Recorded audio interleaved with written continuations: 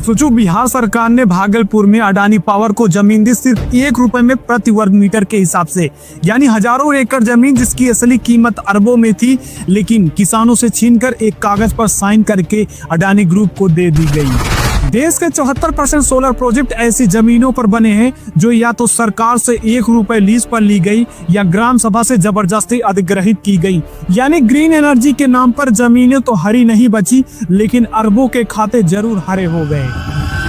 गुजरात के समुद्री किनारों से लेकर झारखंड के गोड्डा जिले तक हजारों हेक्टेयर कृषि और वन भूमि को नॉन फॉरेस्ट पर्पस घोषित किया गया, ताकि वहां जंगल नहीं अडानी के प्रोजेक्ट उग सके। यानी वो जमीनें जहां पहले नीम की खुशबू थी, अब वहां कोयले की राख उड़ती है। गोड्डा जिले के पावर प्लांट से निकलने वाली फ्लाई ऐश आसपास की नदियों में मिल चुका है। यानी वहां के पालतू जानवर मर रहे हैं, मछलियां मर रही हैं और ग्राउंड वाटर 30 से 40 फीट तक गिर गया है। पर रिपोर्ट्स के बावजूद कोई कार्रवाई नहीं, क्योंकि नाम के आगे लिखा है अडानी ग्रुप। और इतना ही नहीं, सरकारी बैंकों से हजारों करोड़ों के लोन, LIC जैसी संस्थाओं का इन्वेस्टमेंट और हर प्रोजेक्ट को मिली नीतिगत छूट। यानी ये सब दिखाता है कि यह केवल एक कंपनी नहीं, एक सिस्टम बैक्ड एम्पायर है। लेकिन आज अडानी ग्रुप को ग्रीन एनर्जी का हीरो कहा जाता है, पर असलियत यह है कि इस हरियाली की कीमत हमारी धरती, हवा और पानी चुका रहे हैं। यानी खेत सूख रहे हैं, नदियां सिकुड़ रही हैं और जंगल बस अब सरकारी रिपोर्ट में बचे। यानी ये वीडियो किसी व्यक्ति पर हमला नहीं, यह उस सच्चाई पर रोशनी है जिसे चमकदार विज्ञापनों के पीछे छिपा दिया गया है।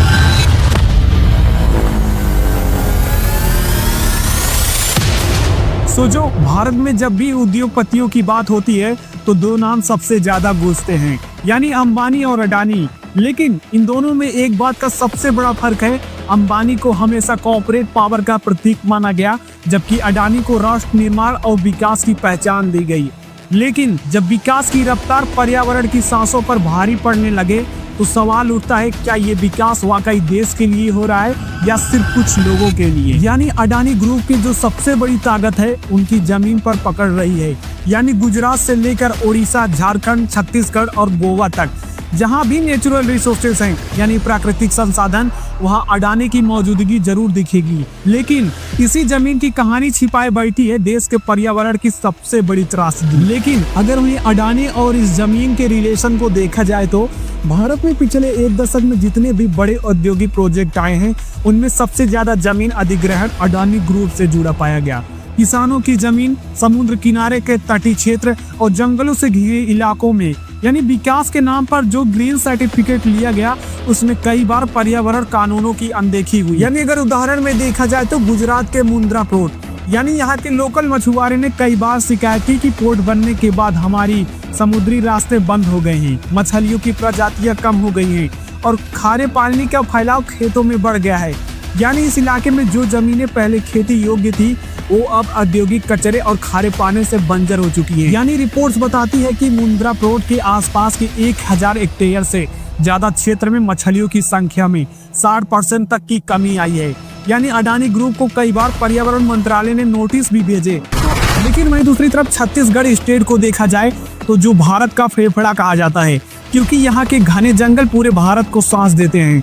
लेकिन इन्हीं जंगलों के नीचे कोयला और लौह अयस्क के भंडार हैं, जिन पर अडानी की नजर रही। लेकिन हसदेव जंगल जो छत्तीसगढ़ का सबसे बड़ा ये फॉरेस्ट रहा है, यानी इन जैसे इलाकों में जो एक समय देश के सबसे बड़े और सुरक्षित वन क्षेत्र माने जाते थे।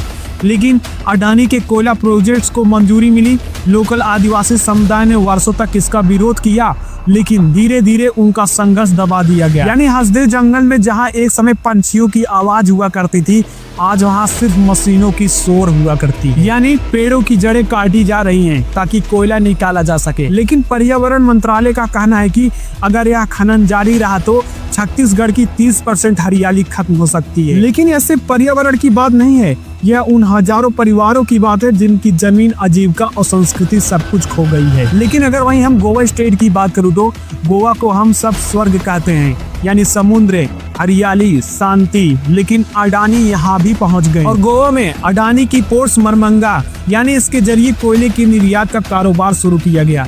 लाखों टन कोयला हर साल गोवा के तट से गुजरता है, जिससे हवा में कोयले की धूल भर गई है। गांव में बच्चे सांस की बीमारियों से जूझ रहे हैं और पर्यावरण स्पेशलिस्ट ने चेतावनी दी है कि अगर यह जारी रहा तो गोवा के बीच अगले 20 साल में रहने योग्य नहीं रहेंगे। लेकिन वहां के लोगों ने इसका विरोध जरूर किया, पर पर्यटन और व्यापार के नाम पर उनकी आवाजें को अनसुना कर दिया गया। यानी इन सब से एकदम साफ झलकता है कि जहां भी नेचुरल रिसोर्सेस यानी प्राकृतिक संसाधन है, वहां अडानी का साम्राज्य खड़ा है, और जहां अडानी है वहां विकास के साथ साथ विनाश भी चलता है। लेकिन जरा सोचिए, जब देश के भीतर ही इतने बड़े बड़े उद्योग पर्यावरण और लोगों की जिंदगी पर इतना गहरा असर डाल रहे हैं, तो फिर सवाल उठता है, क्या देश की बाकी सिस्टम इससे देख नहीं रहा? क्या दुनिया के सामने जो हम अपने विकास की तस्वीर दिखा रहे हैं वो सच में उतनी चमकदार है जितनी दिखाई देती है? क्योंकि यह बात सिर्फ भारत की नहीं है, पूरी दुनिया इस वक्त एक ही मुद्दे से जूझ रही है, यानी क्लाइमेट चेंज से। और भारत उन देशों में है जो क्लाइमेट चेंज से सबसे ज्यादा प्रभावित हो रही है। यानी हमारा देश कृषि प्रधान है और मौसम के एक एक बदलाव का असर सीधा किसानों की जिंदगी पर पड़ता है। और इसीलिए दुनिया हर साल एक बहुत बड़ा सम्मेलन करती है जिसे कहते हैं कोप, यानी कॉन्फ्रेंस ऑफ द पार्टीज। और यह वही संगठन, वही जगह है जहाँ पूरे देश के प्रधानमंत्री एक साथ बैठते हैं और बात करते हैं कि धरती को बचाने की। अब आप सोच रहे होंगे कि इसे बचाने की क्यों?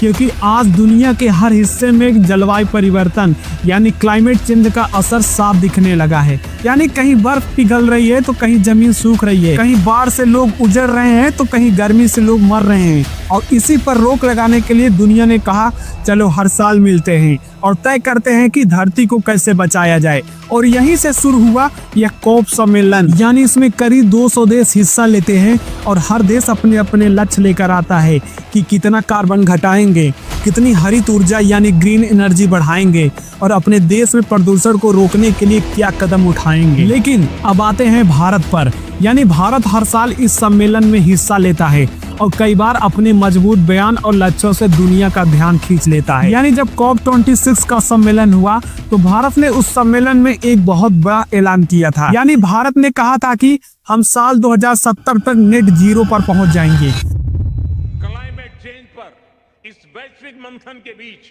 मैं भारत की ओर से इस चुनौती से निपटने के लिए 5 अमृत तत्व रखना चाहता हूं, पंचामृत की सौगात देना चाहता हूं।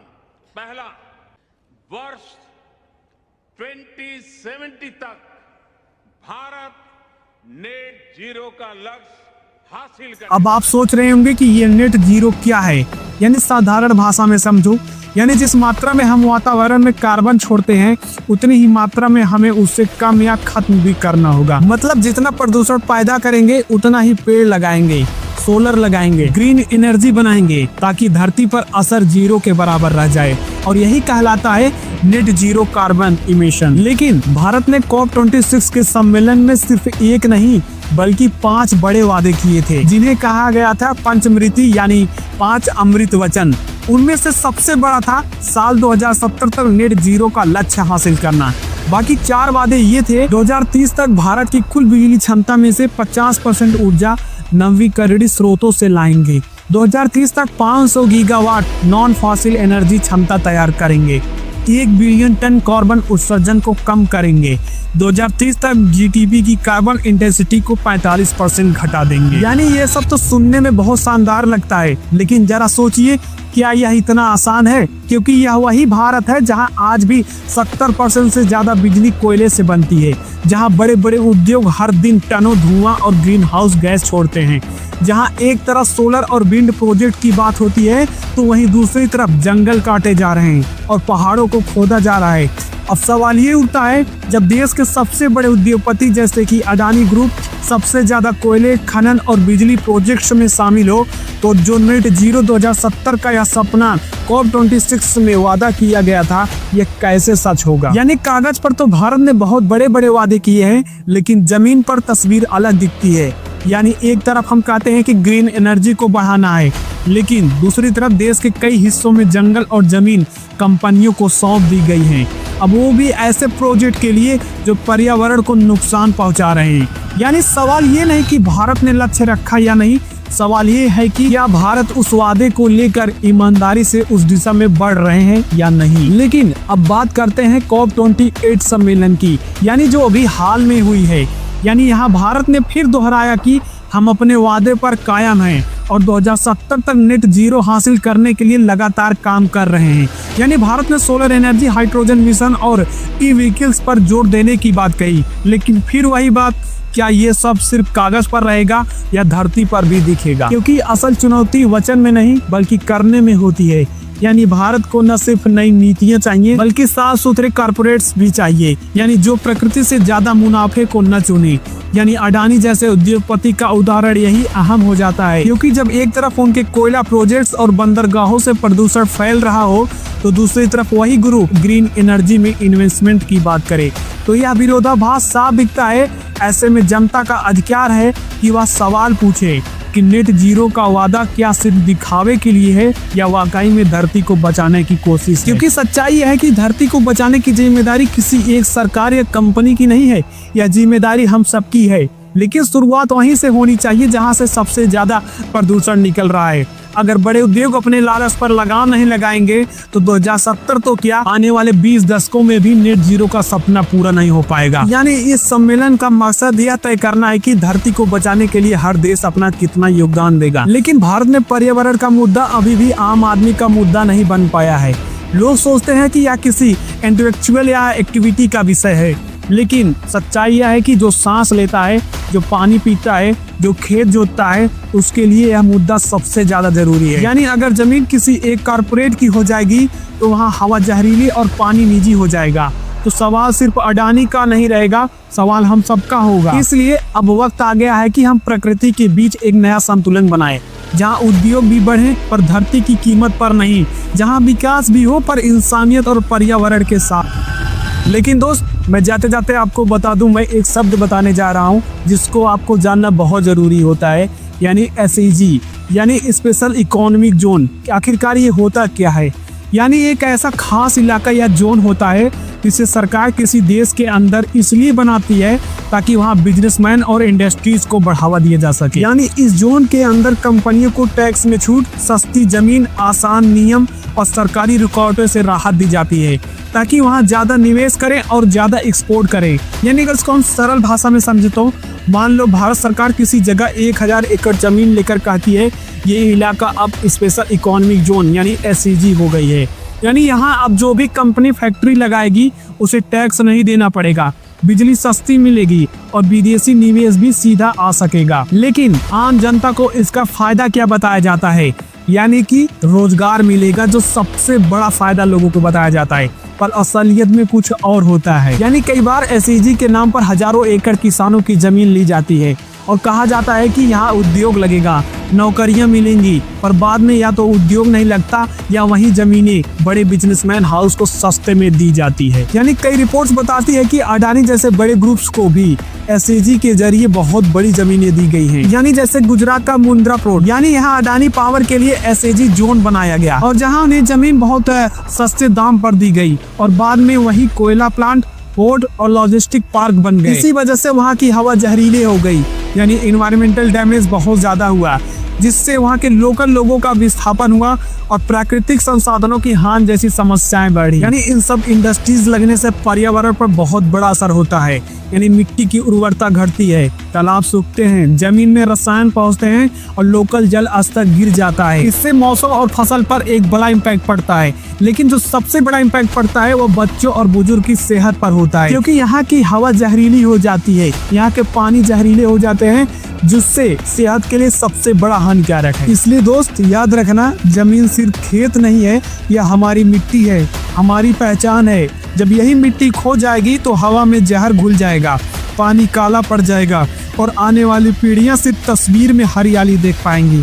इसलिए जब भी सरकार आपके इलाके में SEZ घोषित करे तो चुप मत रहो, आवाज उठाओ, सवाल पूछो और अपनी धरती की रक्षा करो, क्योंकि जब मिट्टी बचेगी, हवा बचेगी, पानी बचेगा, तभी जिंदगी भी बचेगी। बाकी दोस्त आप समझदार खुद हैं। और दोस्त इसी के साथ वीडियो में अंत तक बने रहने के लिए आप सबको बहुत बहुत धन्यवाद।